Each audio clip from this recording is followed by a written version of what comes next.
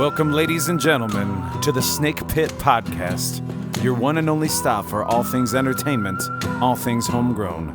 Coming to you out of Toledo, Ohio, I'm your host, Jake Pilewski. You can follow us at jakepilewski.com. That's Pilewski. The Snake Pit. But ladies and gentlemen, I'm joined here by none other than Casey St. John, and it's quite fitting because one of the new homes of the Snake Pit Podcast is certainly Ye Olde Dirty Bird, where he is not only a general manager, but, you know, you've kind of been a musical guru as far as getting a lot of different styles in here. So, first of all, thanks for being here, Casey. Thank you very much, Jake. I'm very proud of what you're doing with this. Well, thanks for having me. I mean, I said when I was looking for a home for it, you guys immediately, offered out. Most certainly. I had a dream once of doing something similar to this, working a lot of radio, and I love that you're actually picked this up and are doing this because now I don't have to. And you're doing a great job. So you got 100% support from me, and obviously with the power of the bird, we're gonna put that behind you too. Right. Well, yeah, Bird's been great too, not only for me as a musician, obviously for me as someone doing a podcast, but for a lot of people in town because, certain bars have a certain shtick that, they require to even play in their establishment. And so, you guys, you especially, and I know Matt Palmer's been a big part of it too, yep. About bringing in a really eclectic mix of music, not just eclectic, but doing it 7 days a week, which establishes that neighborhood bar feel as great. well. Yeah, we had a great opportunity. There's a lot going on, a lot of great talent, but Toledo just seems to be a cover band town and has been, and a lot of people like it. This was an opportunity to try and push more original music, have the most diverse stage downtown, and there's so much talent in town, and a lot of these cover bands are doing it to survive, and I can understand it because they'll pay big money for it, but I've got an opportunity here with the owners here and the vision that they've allowed me to have creative control, and that's allowed me to develop original music and take these cover bands and tear them apart and put what do you really want to do? What is your dream? I understand you got to make money, but what if I got money to put behind your dream? Which is very admirable, because, and that's the thing too, is that there are cover bands that'll play at Dirty Bird. But again, sometimes even just the cover bands, you find some of the more eclectic ones that you wouldn't necessarily be able to see at every place, and but like you said, and sometimes I'll be vocal about people really pursuing what they want to do. Sometimes I do it in a way of tough love, but sometimes that's say that, but sometimes it's a way of doing it because that's I was born and raised on it. It doesn't work for everybody, but I've had tough love given me even from people I really respect in town that are doing something that I wanted to do. So it's great when we have somebody like you with your history in the industry itself, music, in many avenues. Because not only a musician, but you've been a lot of different paths in the music industry. I really have been very fortunate. I think I've just been given a lot of great opportunities. I feel that I'm living vicariously for all the people that haven't had these opportunities, and whether it be developing talent before I went to Chicago, and then I somehow stumbled into some great opportunities. I live vicariously, I think, or people live vicariously through me because I've had all these great opportunities. And the reason I think I've been able to, or even why I've made these decisions, is because I've had the opportunity. A little guy from Toledo, Ohio, gets to be able to work with major label bands and multi-platinum bands, and what I found out in all of this is they're all real people. They're all real people like us. I very rarely was I starstruck. I've been very, like I said, I've been very lucky in Chicago in my career with the music. And that was, via being, you were an A&R rep at one point, correctly? Yeah.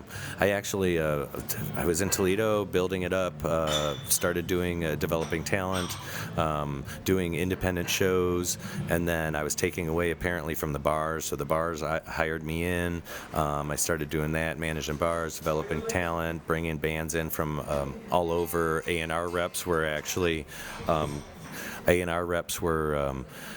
coming to see my bands, offering me A&R positions, and I knew I was going to blow glass the rest of my life, and ended up in Chicago blowing glass, and I stumbled into being in a band that ended up playing at the Metro, that I applied for a security job, and they said you're overqualified, and had me the next day interview with the owner, who happens to be the third most powerful person in Chicago music, who broke Smashing Pumpkins, Cheap Trick, REM.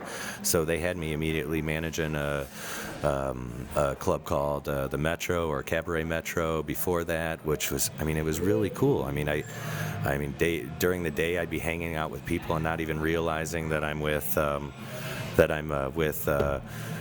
Elliott Smith, some of my dream musicians, from My Bloody Valentine, Kevin Shields. I was hanging out with Manny from Stone Roses because they were backing a Primal Scream thing. So yeah, I've been, I just got to say I've been very blessed, very lucky, and very fortunate. And I think the reason that I've been able to move so far in it was, I was honest. I lost my ass on a lot of shows, and because I said, here's your guarantee, and even if we didn't do the guarantee, I'd pay it out. And, there's a respect that goes with integrity, I guess, that's where it got me. I'm poor. I didn't make any money. Most of us are. But yeah, I've been very fortunate, and now back in Toledo, I just try and bring that, that expertise, that experience, and I like to share it because, like I said, there's so much talent in this town. It oozes with talent.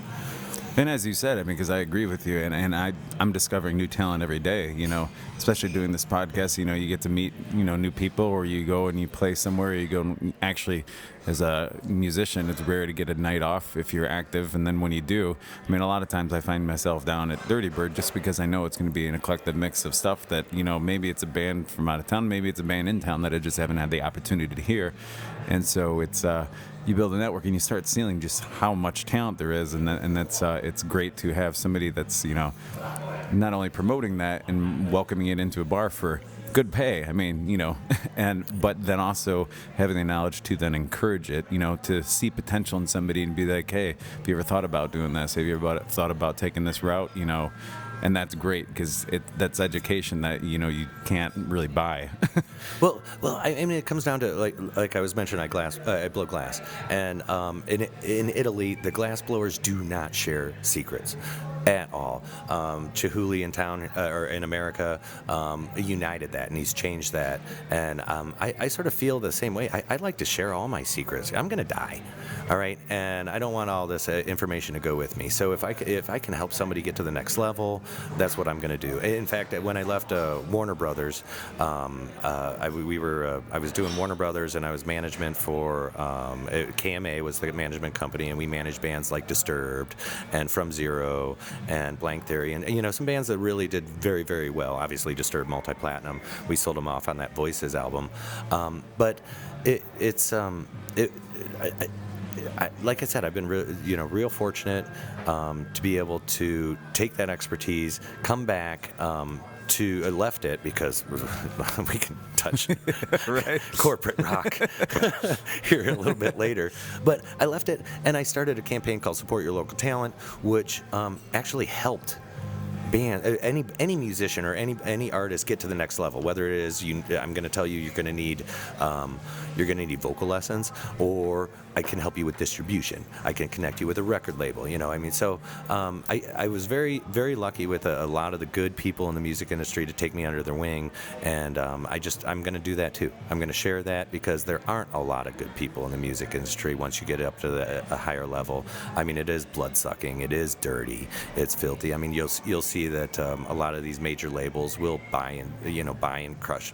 They'll sometimes just buy bands so that they, to control.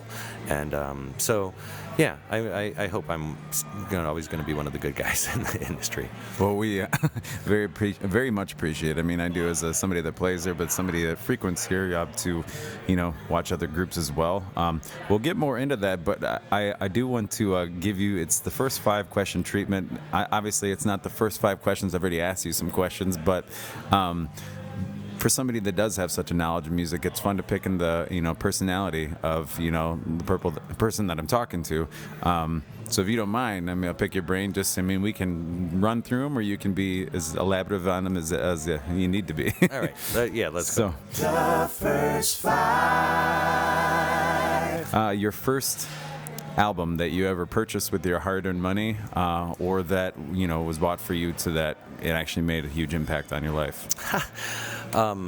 That's crazy is from my career, but this will surprise Crystal Gale. Yeah. Yeah, Crystal Gale. Don't it make my brown eyes blue? Yeah, was a big Crystal Gale fan growing up. I don't know if it was influence from my aunt, but really enjoyed her. Still do. Yeah. Still do. Yeah. So you ever give it a? Was that on vinyl? Was it on 8-track? Was it on cassette? Was Cassette. it on? Cassette. You never know. Totally. Yeah, it's cassettes. Cassettes. I'm 44. Cassettes were. Cassettes. I was going to say, because mine was on cassette as well. So. I probably went that way because with the Crystal Gale, because my brother was something else. I needed. My older brother was into some other things that he's Def Leppard and stuff like, which I love that stuff too. Journey was his favorite band, right? And I do, but I guess it was a little different than heck, I remember being a Striper fan, and having records there doing that. Wow. Nice job on that question. There's plenty more to come on that. All right, next.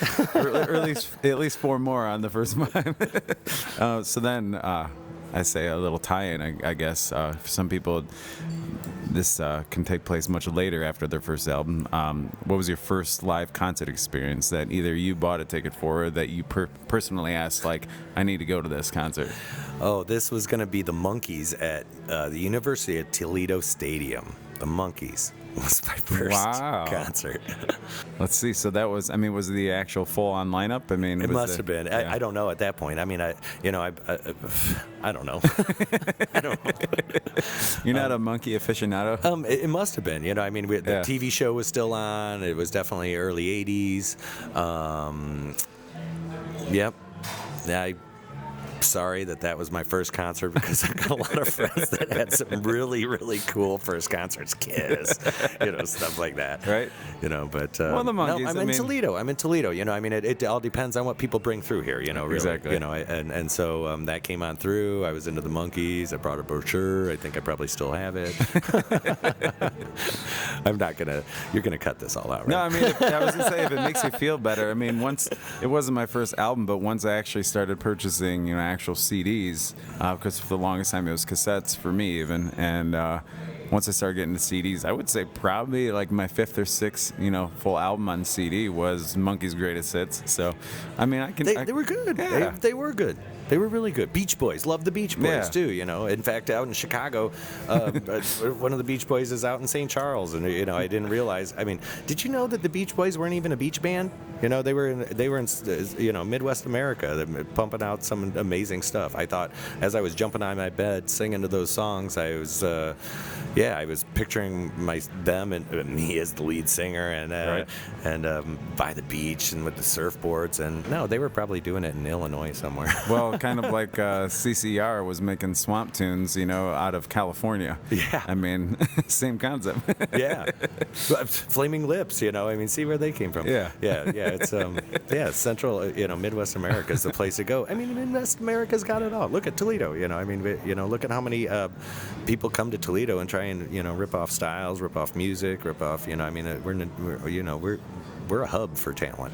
Well, and typically, a lot of the stuff that really moves and shakes, and comes through and breaks ground in music typically comes out of a place of struggle. Yeah. And typically that's it's happened all over history. So it's so as a musician then, and you can tie this question, because as you've been down many avenues, and I'm sure you've already had a lot of these experiences, do you have a dream duet or collaboration that either you've already lived or that you would love to fulfill? And that can be as somebody you'd love to hire in, to Dirty Bird even, or somebody you'd love to play on stage with, good or, question. Yeah, good question. But one that pops to mind that's been a, sort of a pipe dream has been a theremin Christmas, putting together a couple of theremin players, a harp, a grand piano, and some violins. I know it might be a little bit eerie, but man, it would be cool. A lot of people don't realize, you play the theremin. Yes. And those of you listening to this obviously have the internet, so you can Google that to figure out what the theremin is. Or we could have a whole, podcast just on the theremin instructional and demonstration. Or let's book a show and let's Right. play. I need to just keep it here at the Bird because I know all the jazz cats like to play with it. I've been very successful as a cosmic theremin player with bands. In fact, Echo and the Bunnymen asked me to go on tour with them. Unfortunately, that weekend, Ian asked me to go. Ian McAuliffe, lead singer, he asked me to go on tour to finish the tour out to LA. But that weekend we had like 4 sold out shows, and then we had the U2 after party for their crew on Sunday, and there was no way the boss was going to let me take off to live a rock star lifestyle. But yeah, I'm going to hopefully hit up Ian again and try and catch the next tour. But he was a lot of fun. Like I said, I've been very, very fortunate with some of the paths that I've crossed and the friends that I've made, I think it'd be really neat. I mean, it would be really cool. And those of you that have already, started to Google a theremin, now you know what he's talking about, because I'm sure one of the first things that's pop up is, demonstrational videos, because there's a lot of curiosity about the instrument. Yeah, if you haven't looked it up yet, I'll tell you. It's an instrument. It was made, and what it is it's got 2 antennas out each side. And the way you play it is you actually never touch it. You actually interrupt the electromagnetic waves that the 2 antennas emit. One is volume and one is tone. And you've got to play it by ear. And there's very few people. Some people say it's the hardest the instrument to play, but I think if you get lost in it, it becomes you and it becomes one. And that's what I love, And I've taken that instrument and made it a sonic siren, a saber. I mean, with compressing it, adding echo. I love the digital aspects and effects, and so I enjoy it. I love it. It was something that was made way back when by Mr. Theremin, who then got abducted by the KGB to use it for science over there, and eventually turned into what synthesizers are today. I mean, it evolved into Bob Moog picked it up and created. That's the theremin I've got is the Ether Waves theremin. It's one of the best out there, and it's so primitive but so cool. I mean, it really is, and nobody knows what it is. And when they watch you play it, they, when you catch eyes with them, they turn away because they don't.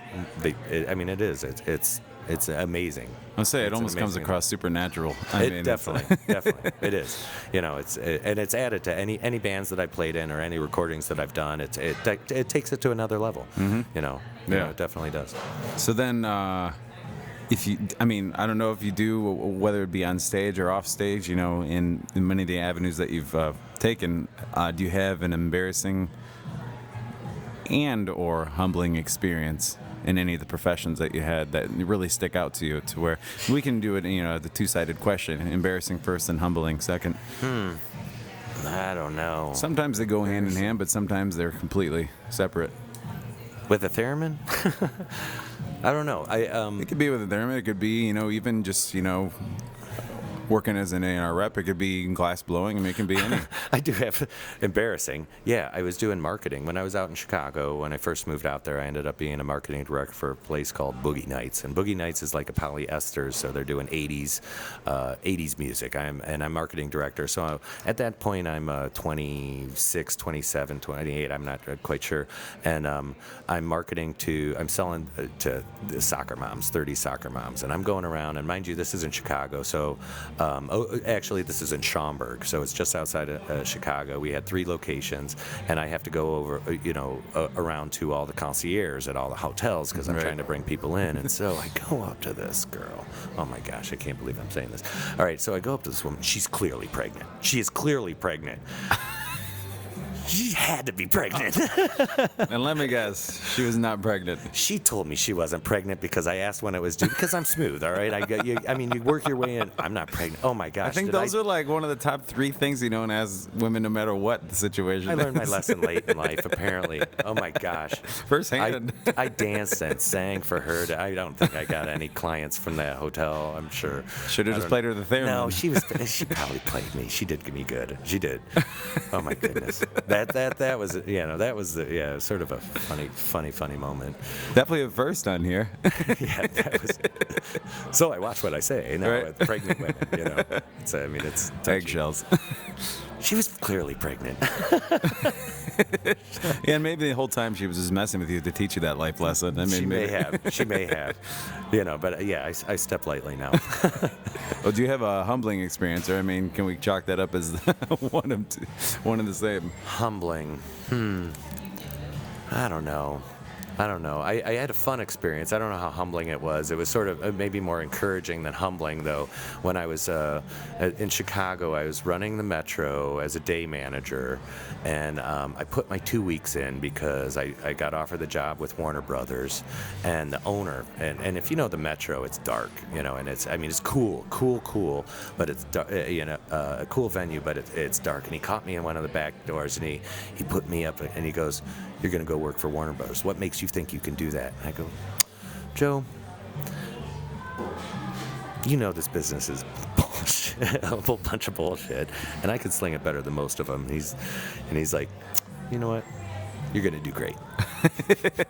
So I went off, and I did my career, I started my career as an A&R rep with Warner Brothers, Electra Atlantic, because they had merged already, and started working 8 states on that, and that was pretty cool. And I got to the end of that point because I know people think it's a dream job, and it's a great place to be, but I like the real people. I like the people that are really trying to work it. And when I was doing that job, what I was doing was I buy and sell bands that are already going to make it. I'm not breaking anybody. I'm not helping anybody. They're already done it. They've done it. They're already getting spins on record or on the radio stations.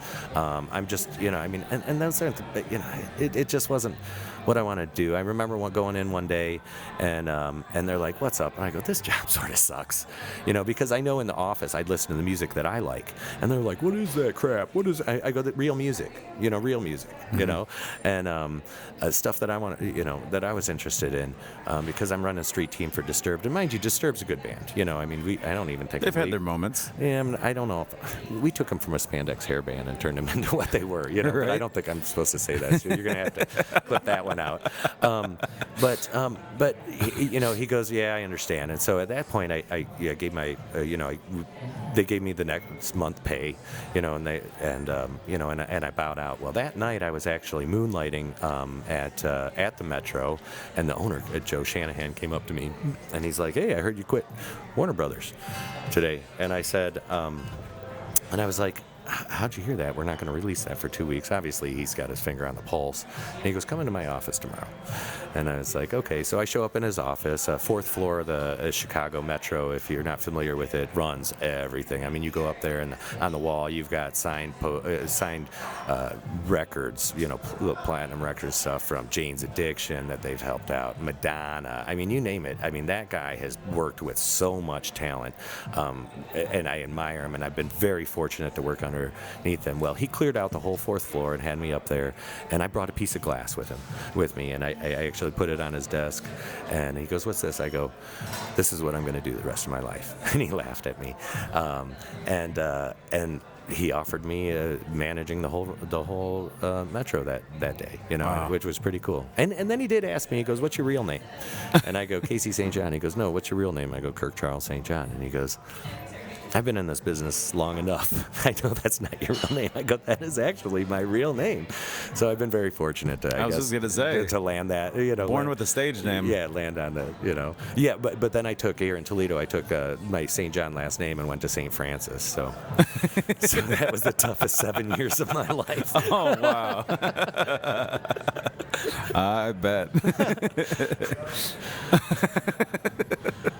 So that was very fortunate. And actually, I ran into Joe at our 25th anniversary of the Metro, because it's now up to 33, 34 years now we've been running. And I walked up to him and I gave him a piece of glass, because I was blowing glass at that time before I came to take over the Bird. And I gave him a piece of glass, and he goes, "Oh my gosh!" He took me over to a table with an older lady and then a really older lady, and he goes, "I want you to meet my mom and my grandma." And so he goes, and he regurgitated that story of me putting a piece of glass on his desk, telling him that I'm going to quit again. So, and if you know the Metro, you don't quit the Metro. The Metro quits you. Right. Nobody wants to leave the Metro, because it is really, really, really cool. But I've got a dream, and and I love blowing glass, and I've been very fortunate with the talents, and like I said, the people that I've got around me. So, well, the last of the first five, then, what is there anything that really pushes your buttons as a musician or as somebody that's just been involved in music for so long? I mean, what really pushes your buttons? We can do this in a positive and negative way, as far as what motivates you, and then as far as what really kind of irks you. Motivation. What motivates me? Somebody tells you can't do what you're going to do. You can't do that. Well, I'm going to do it. That's always something. I always love positive people. I love having positive people around, people that are creative, people that are absurd. Being provocative is underrated. People need to. I really enjoy. What motivates me is creative energy.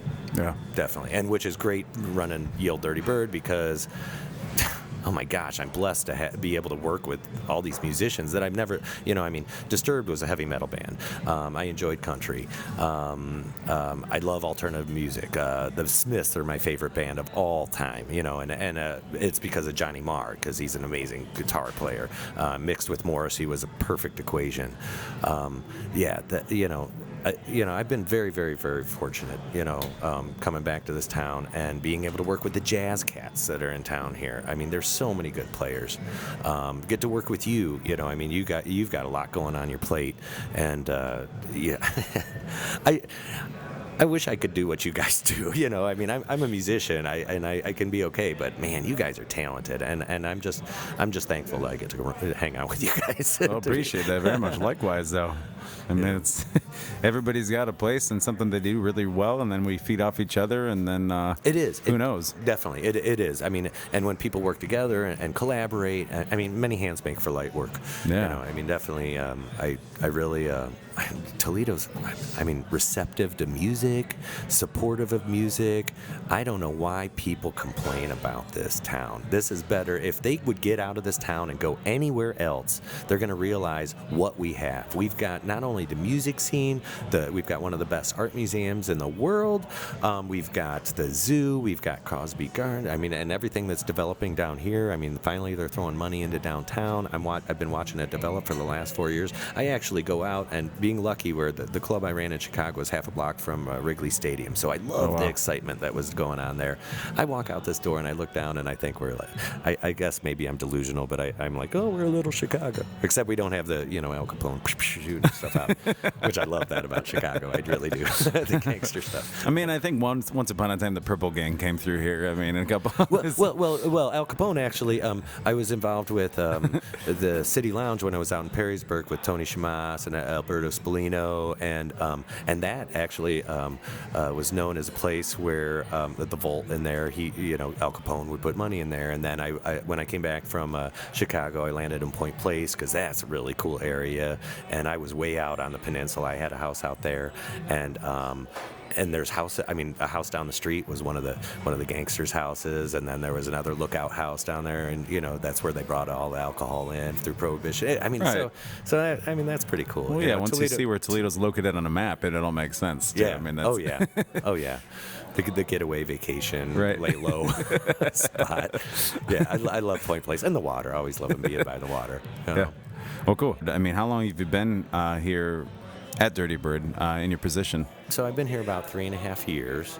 Came in, it wasn't what it is now. They had some great food, great product. I met the owners, Julie Ketterman and Linda Ball. Actually met Julie first. Really, I mean, integrity from the top down. Really admired that, because I can't get behind a product that I don't love. And so the food's great. You know, I'm up 40 pounds because it's so good. But they gave me creative control on a stage that was pretty awesome. And I saw what they were doing, and they weren't doing a bad job, you know. But I don't think anybody had a vision, and I just saw this as an opportunity to give original music an opportunity. And then jazz wasn't happening at that time downtown, because Murphy's had closed down, Rusty's was gone, and being Art Tatum, you know, around here, I mean, little shows here and there. So started developing that down. And Toledo, I thank you, Toledo, for being so receptive, because coming back, I didn't expect it. You know, I mean, I remember when I left Toledo, what was happening, and people weren't being, probably wouldn't. I didn't expect it. You know, I really didn't expect the support. Yeah.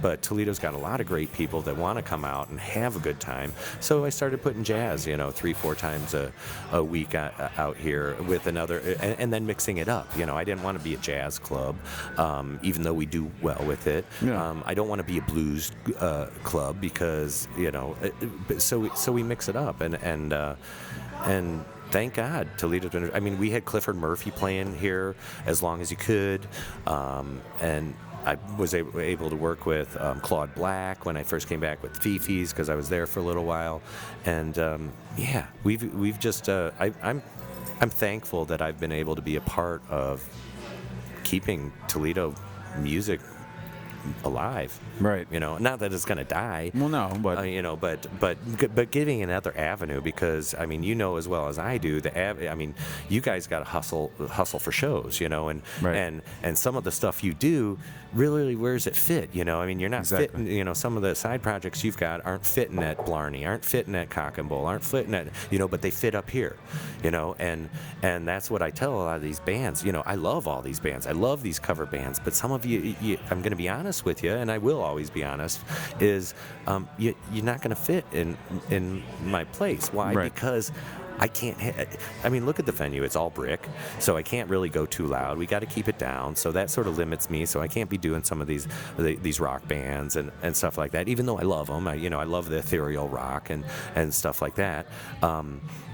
So I do what I can, and then if I can't help you be through my club, I'm going to tell you where you're going to go, and I'm going to try and open a door there. I'm going to tell you that with what you do, you are going to do better at this venue, you know, and if you fit in my venue, I got you in it.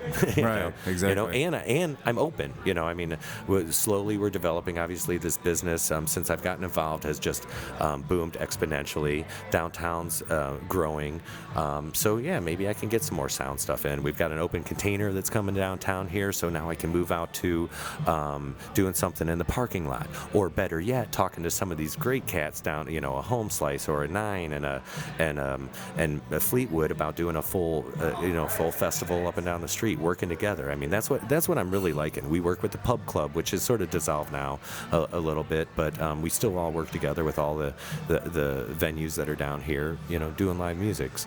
You know, it's yeah, I think it's just slowly an evolution into, I don't know, what are we going to do? I want to put, my little pipe dream is putting over here on Art Depot, putting a band up on top of there and shutting down the street like they do in those movies and stuff like that. But then I was talking to some of the guys at Rockies, and they want to do a parking lot party with that. I go, totally. Just try and keep the musicians to not fall off the rooftop. Yeah. You need extra tall guardrails. Yeah, but to do, you know, something I always learned or something I always felt in the music industry, especially in Chicago, people come at me and go, I'm studying at Columbia to do music industry, and I just laugh at them. I go, who's teaching you? I was like, music industry isn't taught in a book. The music industry is created and evolves, and it's made by us music makers and our dreamers of dreams. You know, we're the ones that are the ones that take it to the next level. I mean, sort of like, look at the artist Prince. You know, Prince rocked the whole world, because you know what he was going to do is anybody that bought a ticket to what was it, was it a mixology tour or something like that? He just jacked up his ticket price $10, and everybody that walked through the door got a free CD. Why? Because every one of his fans, he wants to have a free CD. They scanned them all. He went multi-platinum, sold out everything. You know, I mean, I don't think everyone else was, but he was innovative. Oh, you know, exactly. he thought outside of the box, and that's the thing is, that's what I love about people like us, is because we do see a vision. We have a vision that is bigger than what it is, and we can see a scene and go, hey, this is what it's missing, or what if I do this? You know, it doesn't always work, but No, but you can't get there without actually trying and be willing to. My father always tells me you're never going to win if you're not willing to lose. bingo. So Bingo. You know, you don't become wise by not making mistakes. yeah, So absolutely. Well, I'm very, very, very wise right now. this is right. Hey, I can attest to that. That's probably why we get along so well. Well, Casey St. John, it's here, Casey St. John on the Snake Pit Podcast. Before I let you go, I always like to pick people's brain. I think I've already got a good amount of advice out of you, but if you could narrow it down, if you have any advice you'd like to give to anybody out there, you know, trying to pursue music, trying to pursue any of the arts, you know, trying to get more involved, you know, what would be your advice to anybody that's aspiring to do anything, or even those who are already involved that, you know, just need kind of a nudge in the right direction? Be true to yourself. Just got to be true to yourself. Go with your heart. Go with your gut. You know, don't try to be somebody else. Be true to yourself. I mean, that's what's going to be. That's going to be your success. You know, live your dream. You know, pursue it. I guess that's in a nutshell. Either you are or you aren't, and you do or you don't. You got it or you don't have it, but it doesn't matter. If you're not doing it, it doesn't matter, you know. And there's a lot of people out there that don't have it. I mean, I listen to the radio all the time, and, you know, I'm just like, oh my gosh, what is this crap, you know, and it's usually my daughter's radio station. but they're doing it. And they're doing it. And you know what? If somebody's sitting in the back seat complaining about it, I go, you do it. Yeah. You do it. True. You know, a superstar is a superstar because they make it look easy. You know, practice your craft, master it, enjoy it, love it. If you don't love what you're doing, your life's going to suck. You know, enjoy what you do. I mean, I love running the Old Dirty Bird. I love, I can't say that I ever thought I'd be running a gastropub, but I come down to, I'm able to develop amazing talent, work with it, and, hey, you know, I'm helping people chase their dreams. This is definitely a healing area. You know, it's positive, and you know, and for me, going through a lot of, you know, I mean, you get bumped up in the road a lot, and you just got to get back up and go do it and be true to yourself. And you know, sometimes you sway from it, but your heart will tell you. I mean, your heart will tell you, or your best friend will tell you. Hopefully. Well, I appreciate that sentiment. And, well, Casey, thanks for being on here. I appreciate it very much. And you've shared a lot of, you know, great insight. And that's a big reason as why I've been trying to get you on for a while. And, you know, two people work in the same industry, it's not always the easiest thing to make that happen. So your schedule, I know, is very, very busy. But, yeah, and mine's just... Yeah. I don't know. Well, thanks for taking the time. This is Casey St. John on the Snake Pit Podcast from Ye Olde Dirty Bird. Come check it out 7 days a week. They've got, you know, the best Bloody Mary bar in town, along with live jazz on Sundays. You can catch all sorts of music all throughout the week, 7 days a week, and you can catch a lot of pre-game when the Mudhens are playing, some pre-game music as well out on the patio. We got the biggest patio in town, and so. Yeah. Oh, you know what? One thing before we end this. I wanted to, I don't know if, I know you've been busy, but I talked to you a little bit about, we lost Pat O'Connor. Yes. Owner of Boogie Records, owner of Culture Clash recently. So Toledo's come together to take Record Store Day, April 22nd, and the city of Toledo has declared that Pat O'Connor Day. I don't know if you're aware of that. I've read that. That's amazing. So Pat O'Connor Days happen on that day, and we've a lot of our venue, you know, the people who book these venues, we've gotten together, and we're putting together the biggest, probably the biggest music festival in Toledo, a multi-venue music festival on that day that's going to fund that his wife, Marcia O'Connor, has put together for Pat. And all the money that's raised for that goes back into helping artists and musicians in the local area. So we've got the Pat O'Connor Music and Arts Festival that's going to go on April 22nd, which is going to be a citywide event that's going to be, it's sort of mimicked after, are you familiar with Art Prize in Grand Rapids? Yeah, I've read about it, yes. Biggest international art festival in the world. And so what it is basically the venues get together with the artists, and we put together a huge event that's citywide, and with city council behind it, our Heart Radio's behind it, you got Toledo.com behind it, along with a lot of these venues and musicians. What we're looking at doing is every year evolving this into the biggest music festival in the Midwest. So I just wanted to put that out there because I know you hit a lot of people, and Pat O'Connor has touched more people than we can ever imagine. Absolutely. You know, I know I was a young kid when I first started buying stuff out of Boogie Records. Probably my first Smiths album, my Crystal Gale album probably came out of there. You know, I just need to take a minute to throw that out there because it's a great way to honor him. He's an amazing man. Yeah. And he had a great vision, and he really did so much for other musicians that and to fans, and fans for that. So somebody like that is definitely a great loss here in Toledo, but we're definitely going to keep his vision alive and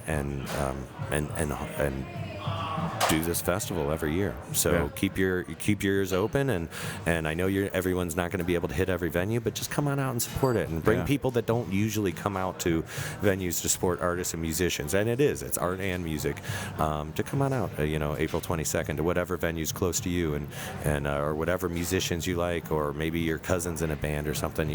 Let's spend that day to celebrate life and the community here in Toledo. Awesome. Well, thanks for being in, and appreciate you sharing that. And thank you so much, Jake, for doing all this. Well, I'll pick your brain again on one of these another day. So yeah, I'm totally about it. Yeah, actually, you've been good. You've been good to me. Thanks for being kind. Hey, likewise. It's been a busy week. Appreciate it, brother. I'll see you soon. Thank you. On stage and off as well. So thank you. You can follow us at jakepilewski.com. That's Pilewski.